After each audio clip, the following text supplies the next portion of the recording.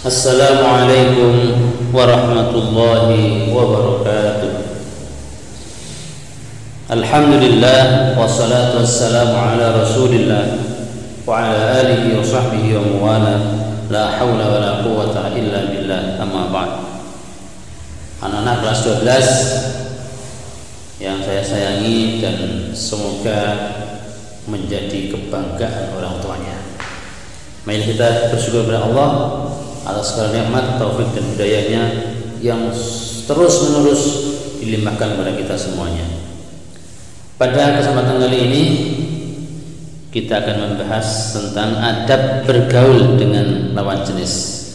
Sebelumnya kita baca basmalah dulu ya. Bismillahirrahmanirrahim. Lawan jenis adalah istilah yang dipakai untuk membedakan dua jenis manusia, yaitu laki-laki dan perempuan. Perbedaan keduanya yang paling pokok adalah alat kelamin. Allah SWT menciptakan laki-laki dan perempuan untuk saling berpasangan. Oleh sebab itu, dalam kehidupan masyarakat sangat wajar jika terjadi interaksi antara keduanya. Interaksi yang paling kuat antara lawan jenis adalah sepasang suami istri. Allah SWT berfirman, A'udzubillahi minasyaitonir rajim. Ya ayyuhan nasu inna khalaqnakum min zakarin wa unsa waj'alnakum syu'uban wa qabaila lita'arafu inna akramakum 'indallahi atqakum innallaha 'alimun khabir. Wahai manusia, sesungguhnya kami menciptakan kamu dari seorang laki-laki dan seorang perempuan, dan menjadikan kamu berbangsa-bangsa dan bersuku-suku supaya kamu saling kenal mengenal. Sesungguhnya orang yang paling mulia di antara kamu di sisi Allah ialah orang yang paling takwa di antara kamu. Sesungguhnya Allah Maha mengetahui lagi Maha mengenal. Surah Al-Hujurat ayat 13. Bagaimana tata cara bergaul yang baik menurut Islam antar lawan jenis? Yang pertama, bersahabat karena Allah. Allah tidak melarang seorang laki-laki bersahabat dengan seorang perempuan. Persahabatan pada setiap manusia bisa mendatangkan keberkahan Allah. Namun yang harus dilakukan saling menjaga kehormatan diri, sebagaimana sabda Rasulullah sallallahu alaihi wasallam, "Thalathun man kunna fihi wajada halawatal iman." Ada 3 perkara, barang siapa yang terdapat padanya 3 hal tersebut, maka akan merasakan lezatnya iman. Ayakuna Allah wa rasuluhu habba ilaihi mimma siwahuma. Yang pertama, jika ia mencintai Allah dan Rasulnya melebihi yang lainnya. Wa yuhibba fillahi wa yabghadha fillah. Yang kedua, mencintai dan membenci semata-mata hanya karena Allah. Wa antu qada narun 'azimatun wa yaqum fiha ahabba ilaihi min ayyushrika billahi syai'an. Yang ketiga, jika dinyalakan api yang besar lalu dia masuk ke dalamnya, itu lebih dia cintai daripada menyekutukan Allah. Kedua, menjaga aurat. Aurat adalah bagian dari tubuh yang wajib ditutup dari pandangan orang lain yang bukan mahram. Pada interaksi manusia diwajibkan bagi laki-laki maupun perempuan untuk menutup aurat. Jumhur ulama sepakat aurat laki-laki adalah dari pusar sampai lutut, sedangkan aurat perempuan adalah seluruh tubuh kecuali muka dan telapak tangan. Tidak diperbolehkan bagi laki-laki melihat aurat wanita yang bukan mahramnya, walaupun tidak dengan syahwat ataupun tidak untuk tujuan kenikmatan pandangan atau ladzatun nazar. Ketiga, menjaga kemaluan. Sebagai muslim kita harus tahu cara menjaga kemaluan. Cara menjaganya antara lain dengan tidak melihat gambar-gambar yang tak senonoh atau membangkitkan nafsu syahwat, dan menjaga diri dari pergaulan bebas.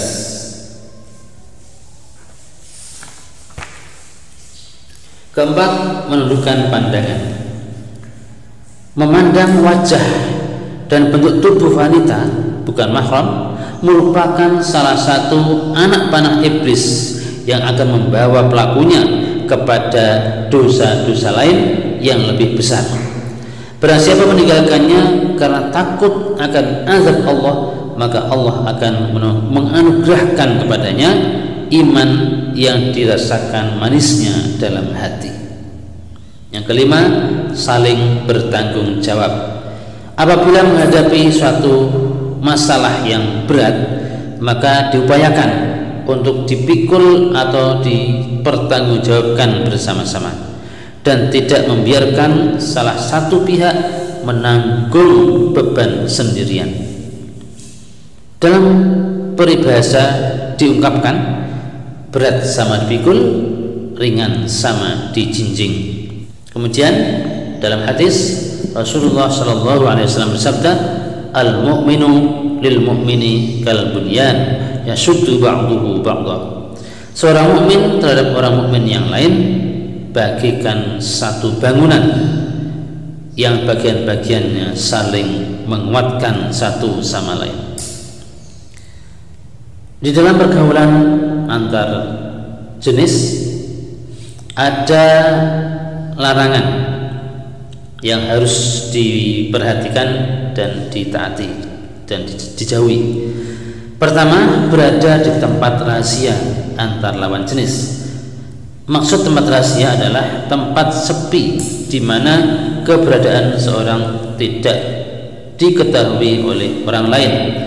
Tempat rahasia bisa berupa tempat pribadi, kamar, ataupun keramaian yang dapat digunakan untuk berkholwat karena satu dan yang lain sudah tidak saling peduli, sehingga setiap orang bebas melakukan apa saja yang mereka inginkan tanpa khawatir akan ditegur oleh orang lain.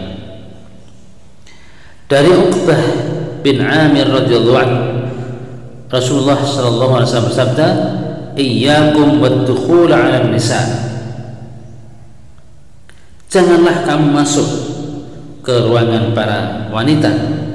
Faqala rajulun min al-ansar, "Ya Rasulullah, afara'aita al-hamwa?" Qala, "Al-hamu al-maut." Seorang sahabat Ansar bertanya, "Ya Rasulullah, terangkanlah kepadaku bagaimana hukum masuk ke dalam ruang ipar perempuan." Rasulullah SAW menjawab, "Ipar adalah kematian." Artinya berduaan dengan ipar, adik ipar atau mbak ipar ini dilarang di dalam agama Islam, karena itu bisa juga menimbulkan sesuatu fitnah, kadang-kadang bisa menyebabkan terjadinya perzinahan. Dari Umar bin Khattab radhiyallahu anhu, ia berkhutbah di hadapan manusia di Jabiyah, yaitu sebuah perkampungan di Damaskus. Lalu beliau membawakan hadis Nabi, "La yakhlawanna ahadukum bimra'atin fa inna syaitana thalithuhuma." Janganlah salah seorang di antara kamu berduaan dengan wanita yang bukan mahramnya, karena setan adalah orang ketiganya. Kemudian yang kedua, bergaul bebas, ikhtilat antar lawan jenis. Ikhtilat adalah bercampur baurnya seorang wanita dengan laki-laki yang bukan mahram di satu tempat tanpa ada pembatas atau hijab, sehingga wanita atau laki-laki bisa melihat lawan jenis dengan sangat mudah dan sesuka hatinya. Para remaja dengan bebas saling bercengkrama, bercampur baur, ikhtilat antara lawan jenis.